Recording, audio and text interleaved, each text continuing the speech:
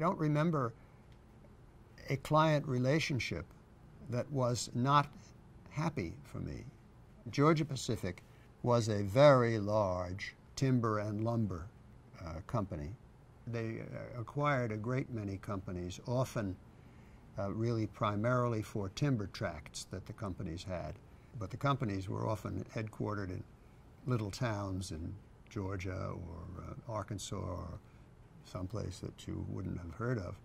And to go there and deal with the local lawyer, and it was really a lot of fun. United Technologies, I did a lot of acquisitions for them, and I got into that really because way back in the summer, when I was a summer boarder at Shearman and Sterling, there were 3 of us in the program, and one of them was a fellow named Ed Large.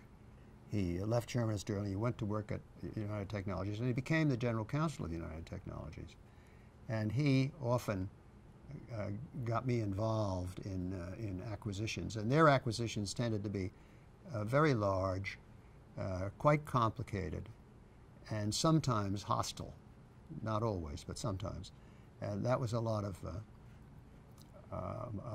hard work. Burger King. This was a transaction that I got involved in with Mr. West. He had been asked to represent the owners of Burger King in the contemplated sale of Burger King. Every single screw in those documents, I would say, was turned against our client's interest. I mean, it was a terribly one-sided document, and we had to spend a lot of time in negotiation. We worked on it for months, and eventually had a very nice closing. Working with Burger King with those 2 fellows who had invented the whole idea of fast food hamburgers was interesting. It was a lot of fun. They were nice people. Grayson Murphy was one of the senior partners of the firm. He was asked by a very prominent British securities group to represent them in their acquisition of 10 or 12, or maybe even more, major real estate investments in the New York, almost all of them in the New York area, not all of them, owned by the Zeckendorf company. It was a vast undertaking. The acquisition of any one of these would have been a major transaction, but this was 10 or a dozen of them. And they wanted to get it closed by the end of the year. It was Christmas Eve, and we got to the point where the only thing remaining to be done was to have a mortgage release document signed, and it had to be signed by a lady who worked in the Zeckendorf offices, and she was nowhere to be found. So the whole thing was held up, waiting for them to try to find this lady on Christmas Eve. Well, finally, a lady walked in a fur coat that had been obviously out in the snow. She'd been found in Macy's shopping.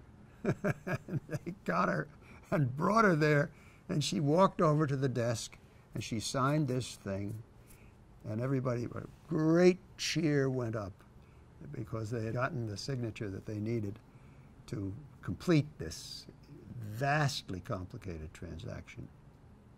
I tell you, you work so hard, and over time, the time limits that you're given to work in get shorter and shorter and shorter and shorter, and that makes it harder and harder to get the thing done.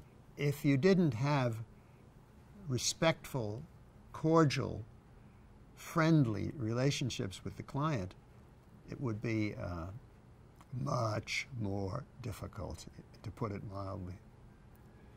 Work hard. Hope that you can feel really committed to the accomplishment of the task that is before you.